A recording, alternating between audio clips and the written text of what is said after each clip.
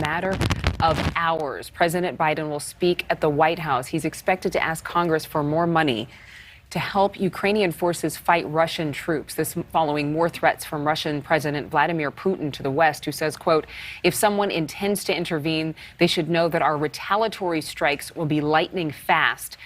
It's a not so subtle threat as the United States and allies step up weapon shipments as the fighting rages in the east of Ukraine. Allison Harris live at the White House with more. Allison. Adrian, we can expect the Biden administration to ask Congress for more money for Ukraine today, and military experts say to expect this package to be an enormous package proposal that would add to the nearly $4 billion the U.S. has sent Ukraine in security assistance since the start of this Russian invasion. This morning, the Biden administration readying a request to Congress asking for more money for Ukraine. I don't have a number for you at this point in time, but there is plans for this to be a proposal to go through the fiscal year, and it will include, as our past packages have included, security or military assistance, humanitarian economic assistance. The U.S. has committed more than $3.7 billion to Ukraine since the start of the Russian invasion, as the Defense Department is speeding up shipment of weapons to Ukrainian fighters.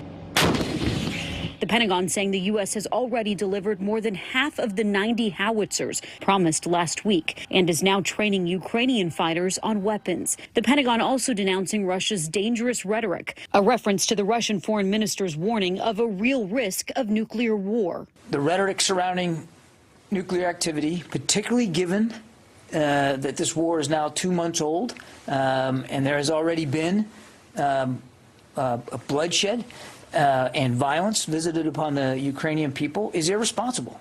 It's irresponsible for a nuclear power to even broach that topic. Russian President Putin, speaking in St. Petersburg, threatened lightning-fast response to any outside interference in what's happening in Ukraine. Meanwhile, Ukrainian President Zelensky says he's been invited to attend the G20 summit later this year, an invitation the White House supports, even though Ukraine is not a member. President Biden wants Russia removed from the G20, as Putin is also expected to attend the summit. Russia shutting off natural gas to Poland and Bulgaria Wednesday in response to Western sanctions against Moscow. The European Commission calling that blackmail. The move that Russia did today is basically a move where Russia hurts itself.